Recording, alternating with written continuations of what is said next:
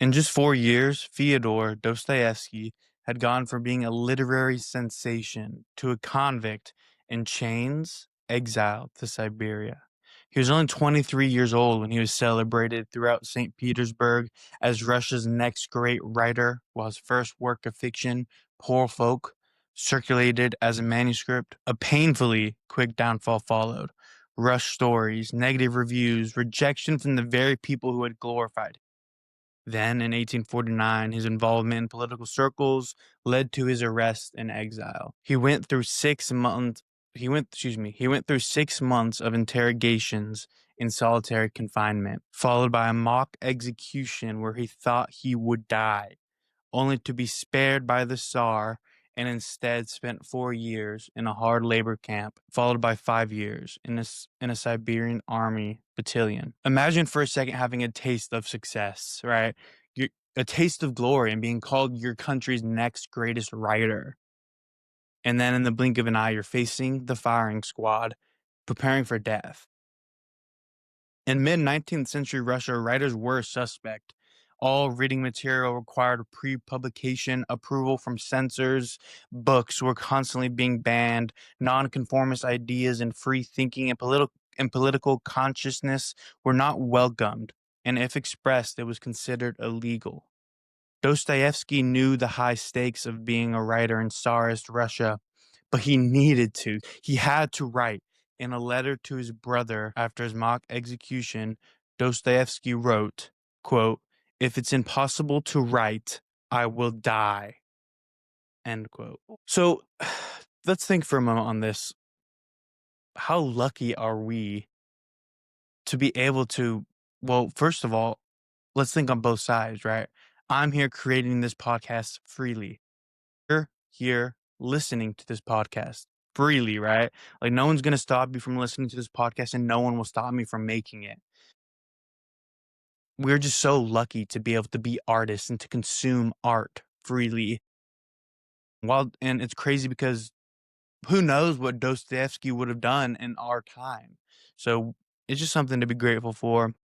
Because when Dostoevsky was in prison, the only book he had was I believe it was the New Testament, only the New Testament. We're very lucky to be able to be artists and to create and read freely.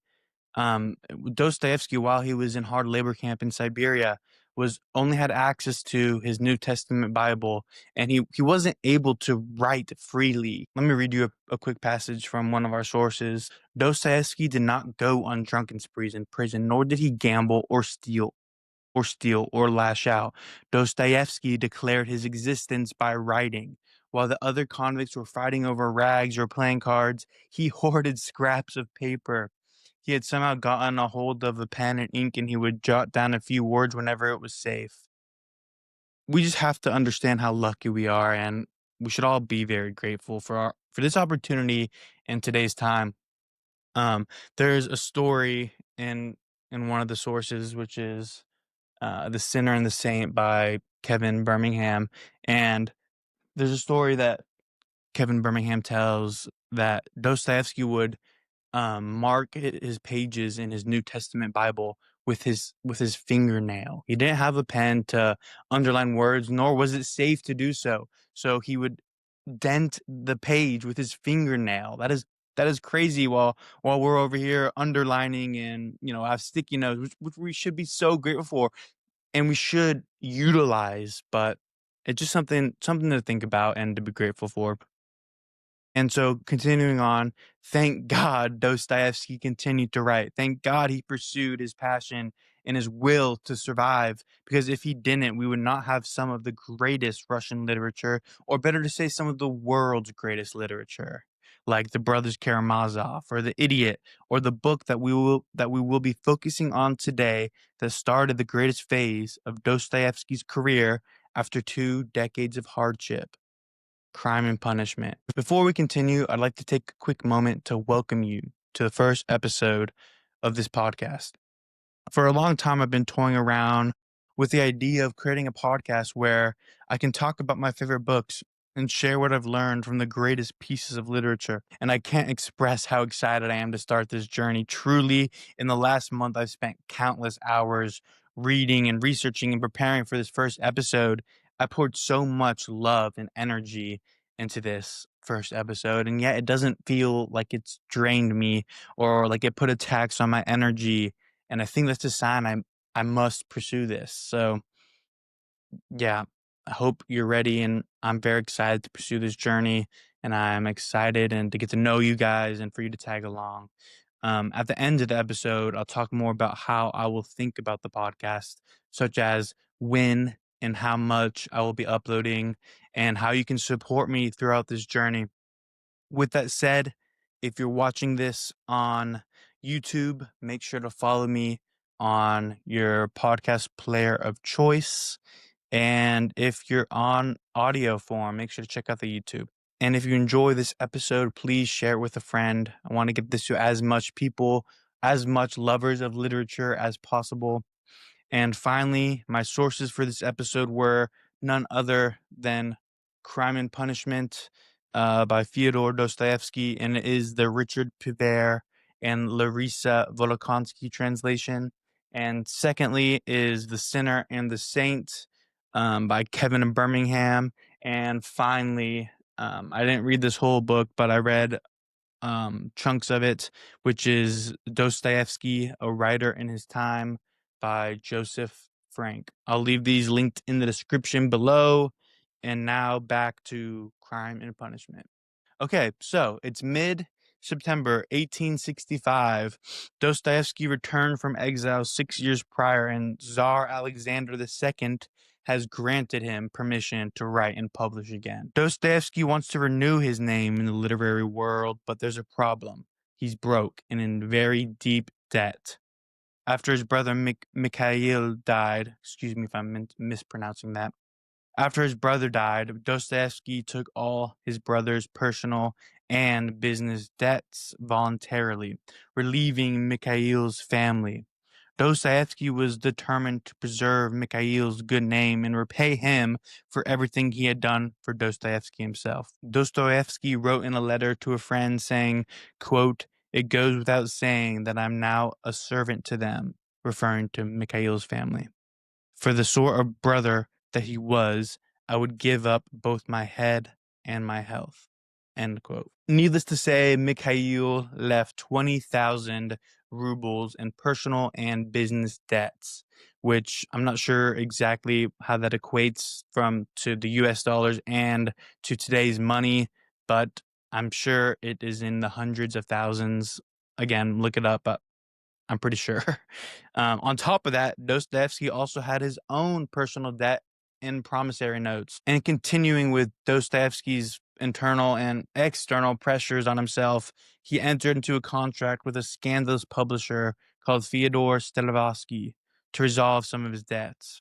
The deal conducted that in exchange for 3,000 rubles to settle some of Dostoevsky's debts, Dostoevsky had to deliver a new novel by November 1st, 1866. If he failed to meet his deadline, Dostoevsky would acquire the publishing rights to all of Dostoevsky's past and future works for 9 years, and Dostoevsky wouldn't get anything. He called it the most humiliating and impossible conditions. Even though the contract was villainous, Dostoevsky needed the money and he needed it now. Although the novel he ended up presenting to his publisher in 1866 was not Crime and Punishment, it was The Gambler, which he finished in a sprint just 1 month before the deadline after he finished Crime and Punishment. And so after signing the contract, Dostoevsky settled his most pressing debts, got another loan from the literary fund, and escaped to Europe with 175 rubles in his pocket. Not much, but enough to change his fate at the casino. So he would think. He claimed winning at roulette is, quote, terribly stupid and simple, end quote. He insisted that all one has to do is remain calm for an hour or two. And so he made his return to the Wiesbaden casino, and well, he lost it all. He played until he lost and borrowed and pawned everything. Wow. Eventually, he was stuck in the Wiesbaden at the Hotel Victoria. a small, mid-level inn situated among beer houses across from the railway station. He couldn't pay his bill as it grew larger and larger every night. The staff were given orders not to serve him dinner and threatened to call the police. After several days of not eating, Dostoevsky wandered through Wiesbaden hungry and ill, and suddenly a new story came to him with great clarity. He quickly went back to the Hotel Victoria and began to get everything down on paper. He filled pages upon pages with narration and dialogue and glimmers of characters. The ideas came rapidly. He wrote nearly 50 pages of material and then in just a few days, nearly 100. He began to run out of paper. And so he used every square inch, writing upside down, sideways, feeling every single square inch of that paper. And he wrote to a friend in Petersburg to say he was working on a story that was, quote, widening out and becoming richer every day. People will pay attention to it, talk about it.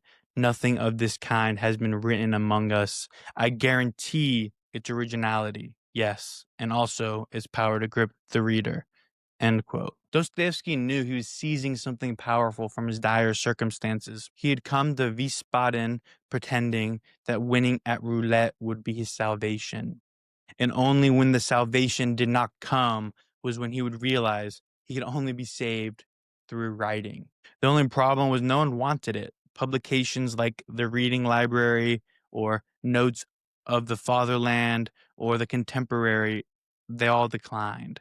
But he continued to write and put all his faith into the story that would be called Crime and Punishment. Can you imagine putting all your faith into something with no hope, seeing no hope yet of it working out, but you have this desire, this need to get it out and to put your faith that it will provide for you and it will succeed.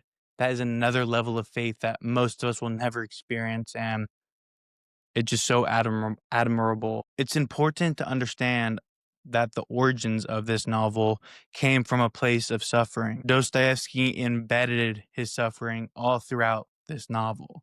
But stuck in his tiny hotel room, lighted only by the stub of a low burning candle, Dostoevsky crossed swords with despair and channeled another force, a greater force, hope. Interesting because while the average reader is immersed in the novel, it's it's quite difficult to notice many hopeful aspects of Crime and Punishment. They're there, but the gruesomeness and despair are certainly more prominent.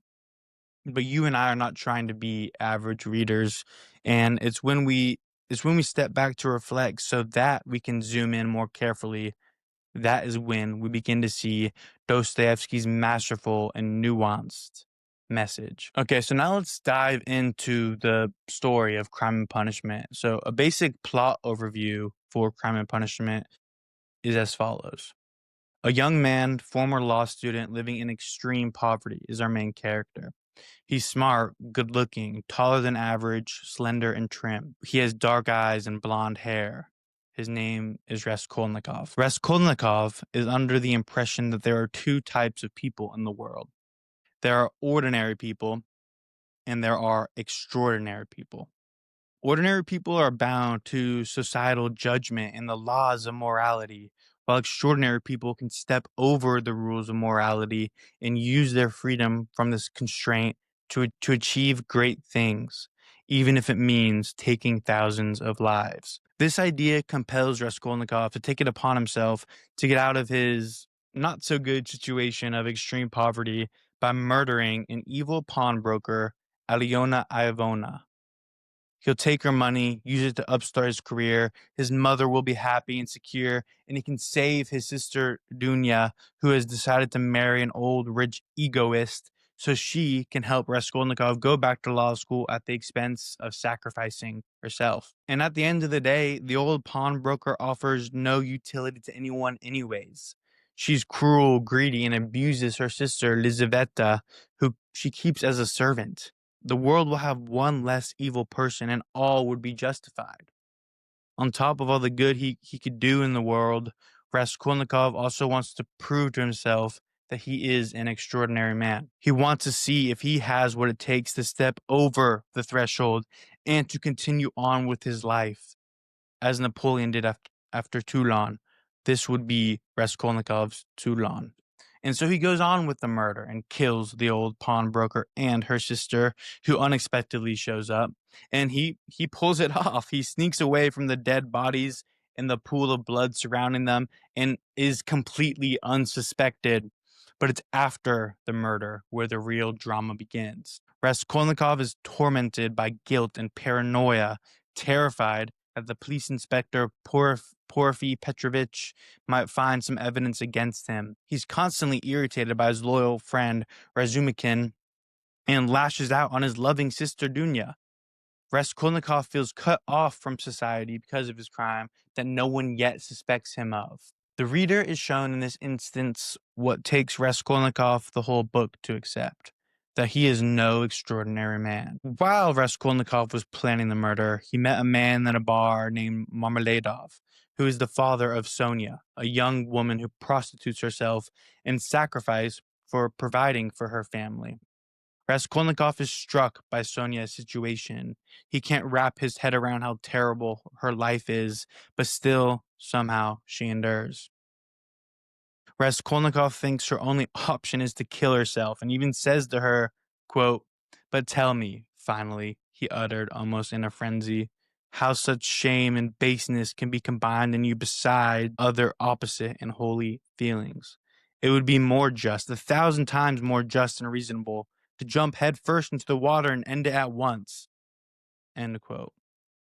And in the next paragraph, Sonia's response is, "And what would become of them?" Okay, a quick aside note that I want to get your input on. After reading the entirety of Crime and Punishment, do you find Raskolnikov repulsive or do you find him comedically relatable? Don't make your judgment based off what you and I just read, but make it after reading the entirety of the book. For me, weirdly find Raskolnikov comedic and at times relatable and maybe sometimes likable. It reminds me of taking an odd liking to Heath Ledger's The Joker in the Dark Knight movies. The Joker does evil and unspeakable things, but for some reason I find him a tad bit comedically likable. It's kind of weird, and I don't know if this is just me and if I'm completely exposing myself right now, and maybe it's a weird comparison and judgment, but I'm curious to know your thoughts on it. Okay, moving back to another character, a character who is the polar opposite of Sonia. His name is Skidrigailov. Skidrigailov is Dostoevsky's extreme example of a nihilist who embodies the extraordinary man theory in practice. He is indifferent to moral and religious values, giving he gives meaning to nothing, and after all his corrupt actions, he essentially becomes bored of existence. Throughout the novel, Raskolnikov, whose name means schism or a split, stands between Sonia and Skidrigailov, and he can't make up his mind. And that, in my opinion, is the real mystery of the murder mystery novel. It's not who killed the pawnbroker and her sister. We know that from the start. It's why. And it's when Raskolnikov comes to terms with why. That is when we see him make up his mind and make a step toward a new, completely unknown reality. I skipped over a lot of details in the plot because this is a novel with many different pathways to take for discussion, but that outline should hopefully give you an underlying understanding for what you and I will discuss next. So now let's move on to philosophical context and Dostoevsky's view on things. Russia in the 1860s was an extremely turbulent time. Western ideas, mainly from France, Germany, and England, began to flood Russia. Young intellectual thinkers began to dream of building a new society, one built on the power of reason and scientific discoveries. Nikolai Chernyshevsky was one of the big influences on the rise of radical new thinkers. He believed that if everyone acted according to rational self-interest, society would naturally become more equal and harmonious. The natural law that most captivated the radical's imagination was the premise that humans seek pleasure and avoid pain. Quote, "All people are egoists," unquote, Chernyshevsky wrote. He renovated Max Stirner's egoism, which was popular around the time that Dostoevsky was arrested, by tethering it to altruism. Virtuous acts provide more pleasure than vicious ones. So the true egoist will never slide into a selfish, violent abyss. A person needs only to experience altruism to live a life of benevolence. Chernyshevsky referred to this as rational egoism, where Stirner saw the ego as doing what it wills, taking what it wants, and murdering if necessary. Chernyshevsky claimed that we are the slaves of the pleasure we seek. We have no free will whatsoever. Human nature, he believed, is simpler than we think. There is no complexity or mystery to people. There are no internal conflicts. There is no morality because humans make no choices. Some people are good and others bad because their circumstances and environment dictate it. It was from this foundation that nihilism emerged, the belief that traditional moral, religious, and social values were baseless illusions. If human beings are merely pleasure seeking mechanisms, then there is no higher law, no good or evil, only cause and effect. To Dostoevsky, this was a terrifying vision of humanity, a world where conscience is replaced by calculation and morality collapses under the weight of reason. And so he was determined to remind the world that every perceived law of human nature and every carefully gathered statistic crashes on the shore of innumerable details. So let's talk about guilt. After Raskolnikov commits the two murders, Dostoevsky immediately shows us, quote, a dark sensation of tormenting, infinite solitude and estrangement suddenly rose to consciousness in his soul, end quote. We all have things we are ashamed to speak about with others, and our response to our shame is to keep it bottled up and to keep it unspeakable. Raskolnikov's situation is an extreme version of this. He shed blood, which most people will find shameful. And so from the moment he commits the act, he finds himself feeling alienated from society. Like all of us, he wants to present himself to the world and to rejoin society. After all, he thinks he just pulled off his extraordinary man theory and he wants recognition. There's a scene where Raskolnikov runs into Zametov, a clerk at the police station, and talk of the recent murder comes up. Raskolnikov goes on to tell Zametov what he would have done if he was the murderer, and he lays out exactly what he did, but if he did it flawlessly, which he didn't. Here's a section from the scene right after Raskolnikov finishes telling Zametov his plan. Let me flip to it in the book. And so this is from page 175 in the Richard P. Vere and Larisa Vodokonsky translation. So here we go. And what if it was I who killed the old woman in Lizaveta? He said suddenly and came to his senses. Zemetov looked wildly at him and went white as a sheet. His face twisted into a smile. But can it be? He said, barely audible. Raskolnikov looked at him spitefully. Admit that you believed it, right? Am I right? Not at all. Now more than ever I don't, Zemetov said hastily. Got you at last. The little sparrow's caught. So you did believe it at first. If now, more than ever, you don't. No, not at all. Really, Zametov exclaimed, visibly confused. Is that why you've been frightening me? So as to lead up to that? You don't believe it then? And what did you start talking about in my absence when I left the office that time? And why did Lieutenant Gunpowder interrogate me after I fainted? Hey, you, he called to the waiter, getting up and taking his cap. How much? 30 kopecks in all, sir, the waiter answered, running over. And here's 20 more for a tip. Look at all this money. He held the notes out to Zametov with a trembling hand. Red ones, blue ones, 25 rubles. Where from? And where did the new clothes come from? You know I didn't have a kopeck. I bet you've already questioned the landlady, eh? Well, enough talk. See you later, with the greatest pleasure. And so despite Raskolnikov's taunting, he is also in extreme paranoia. And just a scene before the one we just read, he is summoned to the police station and he immediately jumps to the conclusion he's been caught and debates whether he should go or not. But to not go would be suspicious. And so he goes and it ends up being for an unrelated issue. But while he's there resolving it, he overhears talk of the murder and he faints due to the stress of the situation. And later, when the police inspector Porfy Petrovich even hints at suspecting Raskolnikov, He jumps into a state of terror. He tries to throw off Porphy, but after everything he says, he curses himself for appearing suspicious. His guilt confirms Porphy's suspicion without even a shred of evidence. As we can see, the real punishment in Crime and Punishment is this mental state Raskolnikov stays in after the murder. It's not his imprisonment, which Dostoevsky only dedicates a couple of chapters to. It's his mental turmoil, his guilt and paranoia, his fury and terror of being found out not about his crime, but about who his true self is. So the next section is called Salvation Through Suffering. Dostoevsky knew and lived through suffering.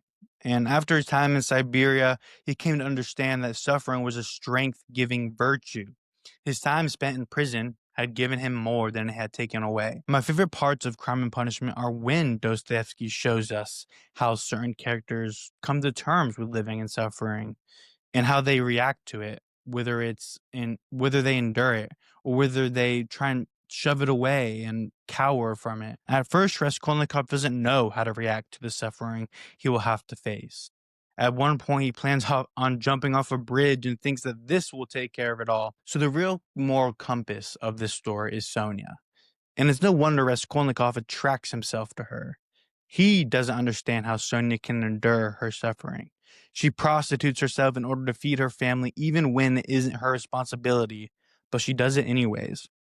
And she somehow endures and holds on to faith that God will protect her, which at one point in the story Raskolnikov mocks and laughs at her for. Raskolnikov eventually confesses to Sonia, and despite the evil crime he committed, Sonia still chooses to love him. Here's a quote from the book. "So you won't leave me, Sonia?" Raskolnikov said, looking at her almost with hope. "No, no, never, not anywhere," Sonia cried out. "I'll follow you. I'll go wherever you go." And in the following paragraph, she even says she'll go to hard labor with Raskolnikov. He asks Sonia what he should do, and this is how she responds. "Go now, this minute. Stand in the crossroads, bow down, and first kiss the earth you've defiled. Then bow to the whole world, on all four sides, and say aloud to everyone, 'I have killed.' Then God will send you life again." Raskolnikov responds, "So it's hard labor, is it, Sonia? I must go and denounce myself." And then Sonia says something that has stuck with me ever since reading this novel, something so inexplicably human. What she says is, "Accept suffering and redeem yourself by it.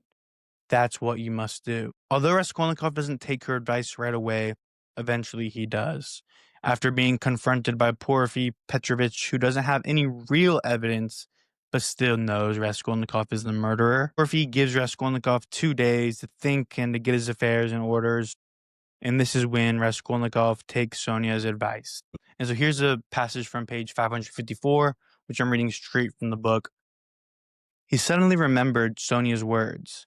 "Go to the crossroads, bow down to people, kiss the earth because you have sinned before as well, and say aloud to the whole world, 'I am a murderer.'"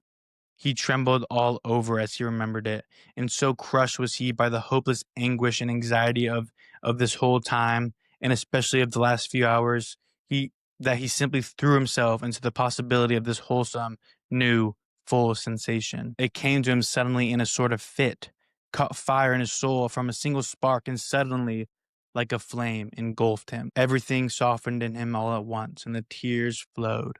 He simply fell to the earth where he stood. He knelt in the middle of the square, bowed to the earth, and kissed that filthy earth with delight and happiness.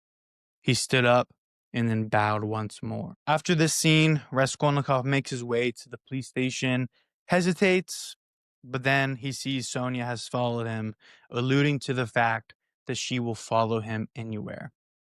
And this is when he finally confesses. For a while, Raskolnikov, who is now in prison, and we enter into the epilogue of the book, Raskolnikov still doesn't embrace suffering. He still thinks to himself that if he were an extraordinary man, he would have endured his first steps, like all the other benefactors of mankind. This is what he recognized as his crime, that he had not endured it and had gone and confessed. But then Dostoevsky shows us a vivid dream that Raskolnikov has. He had dreamed that the whole world was doomed to fall victim to some terrible pestilence, and everyone was to perish. Here's a passage from this dream and on page 576, which again I'm reading straight from the book. They did not know whom or how to judge, could not agree on what to regard as evil, what is good. They did not know whom to accuse, whom to vindicate. People killed each other in some sort of meaningless spite. They gathered into whole armies against each other, but already on the march, the armies would suddenly begin destroying themselves. The ranks would break up, the soldiers would fall upon one another, stabbing and cutting, biting and eating one another. In the cities, the bells rang all day long. Everyone was being summoned, but no one knew who was summoning them or why, and everyone felt anxious. The most ordinary trade ceased because everyone offered his own ideas, his own corrections, and no one could agree. Here and there, people would band together, agree among themselves to do something, swear never to part, but immediately began something completely different from what they themselves had just suggested.